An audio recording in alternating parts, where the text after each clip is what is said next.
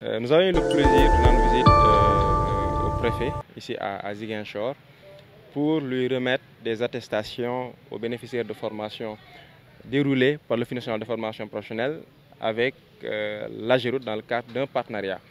Je dois rappeler que dans le cadre de la réhabilitation de la route Sénoba-Ziguinchor et du désenclavement de la zone sud, l'ONFP et AGEROUTE avait signé une convention de partenariat pour former 500 jeunes avec un financement de près de 290 millions.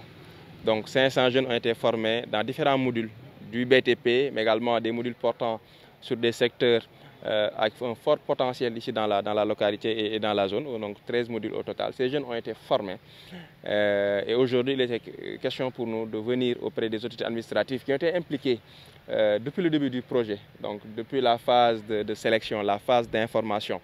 Toute la partie mise en œuvre, ça a été fait avec les autorités administratives. Donc aujourd'hui nous sommes revenus vers ces autorités-là pour leur remettre ces attestations qu'elles devront à leur tour remettre aux différents bénéficiaires du département de Ziguinchor. Je dois déjà montrer en exemple cette convention, ce partenariat entre l'AGEROUTE et l'ONFP qui permet de prendre en charge une très grosse préoccupation au Sénégal qui est celle de la formation et de la préparation à l'employabilité.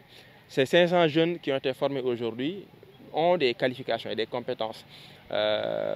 Les compétences requises aujourd'hui, que ce soit dans le domaine du BTP, mais également dans le domaine de la transformation alimentaire, de la couture, de l'électricité, beaucoup de domaines aujourd'hui.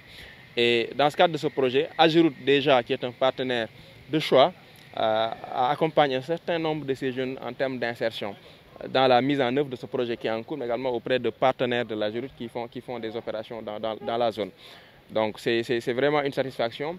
Et une bonne partie également de ces bénéficiaires-là, c'est des personnes qui ont été impactées par le conflit ou des personnes qui ont été démobilisées. Donc c'est un projet qui répond vraiment à ce besoin de réinsertion, mais également à ce besoin d'accès à un emploi et au monde du travail.